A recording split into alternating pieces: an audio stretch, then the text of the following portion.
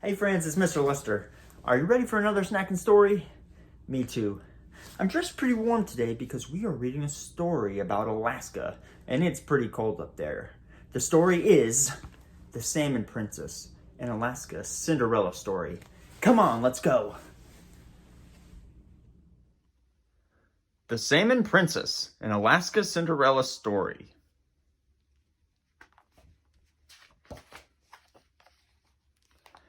There once was a place where a girl could walk across the sea on the backs of so many wild salmon.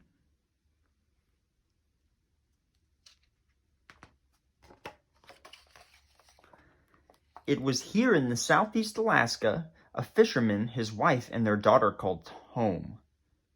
They lived at the edge of a shadowy rainforest where waterfalls made music with the drip drip of the rain. It was a happy life, though it was full of hard work.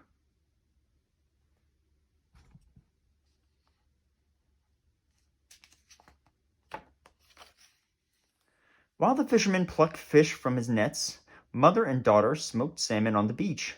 Sweet smoke spiraled into the sky as they sang songs from long ago, a time when anything was possible.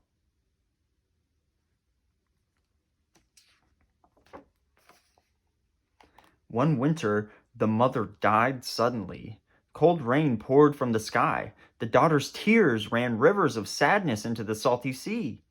The fisherman held sadness in his heart like a great net bursting with fish. Years passed, and eventually the fisherman remarried. His new wife had two strong sons who quickly learned to catch fish. With 3 fishermen, the nets swelled with salmon. The stepmother refused to clean fish and gave that stinky, slimy job to the girl.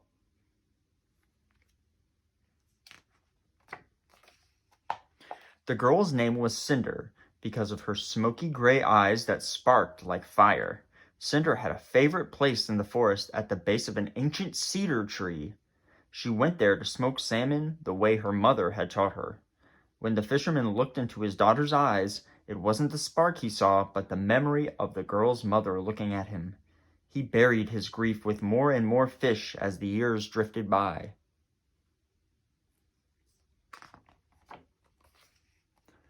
One summer, the fisherman returned home with news of a silver salmon festival on the mainland, with a carousel, contests, and a dance followed by a raffle for a grand prize of real silver bars. In all of the excitement, Cinder overheard her brothers talking about raffle tickets. She hoped to win the silver and buy a faster boat to catch more and more fish. If Cinder won the silver, she would not buy a salmon boat. She was already drowning in salmon. When Cinder asked to go to the festival, her stepmother said, "No, there are too many fish to clean."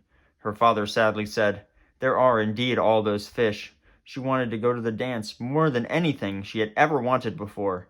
With the ease of a grizzly bear, she sliced all of the slippery salmon clean. Cinder ran into the forest. "Even if I could go, I have nothing to wear to a dance. All of my clothes stink of fish guts," she thought. Sitting under the cedar tree, she remembered her mother's sweet voice and began to sing softly. In the twilight, she saw little silver stars peeking through the branches. She couldn't believe what she saw next. An eagle dropped something from the sky. A shimmering salmon flopped on the ground at Cinder's feet.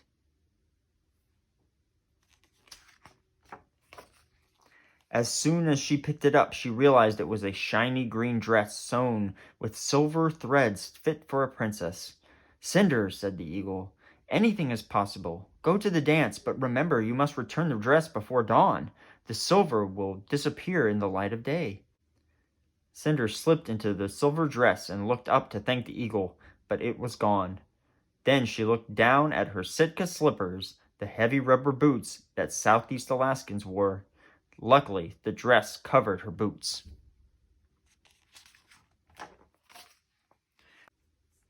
Wearing her new gown, Cinder headed to the festival. She remembered to bring some of her smoked salmon to sell so she could buy raffle tickets. Running toward the dock, Cinder saw her brother's fishing boat pull out into the bay.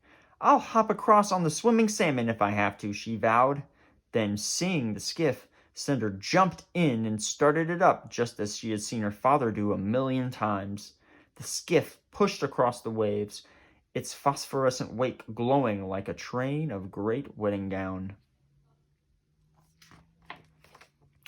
Oh, the Silver Salmon Festival was a sight more wonderful than a dream. Cinder had never seen such colorful lights. She saw a boy looking at her, and her stomach flip-flopped just like a fish out of water. Their eyes met briefly, but before the boy could ask for her name, she ran off to sell her salmon and then bought as many raffle tickets as she could.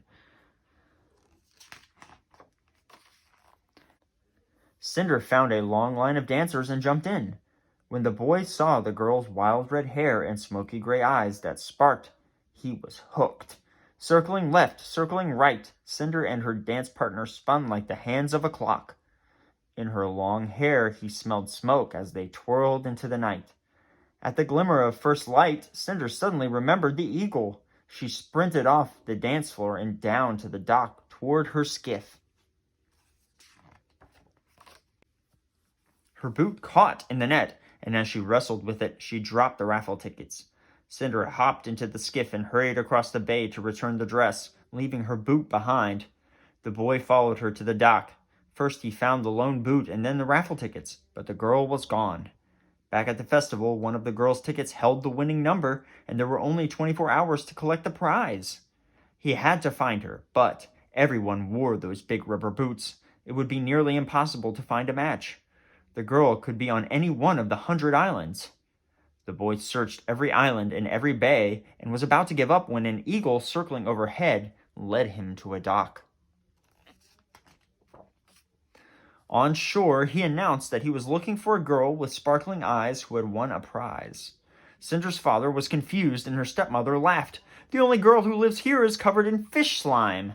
Seeing a sparkle in their sister's eyes they'd never noticed before, Cinder's brother locked her in the smokehouse and tried to think of a way to claim the prize. Cinder fired up the old smoker and began to sing as smoke soared in the air. The boy followed the delightful song and sweet scent.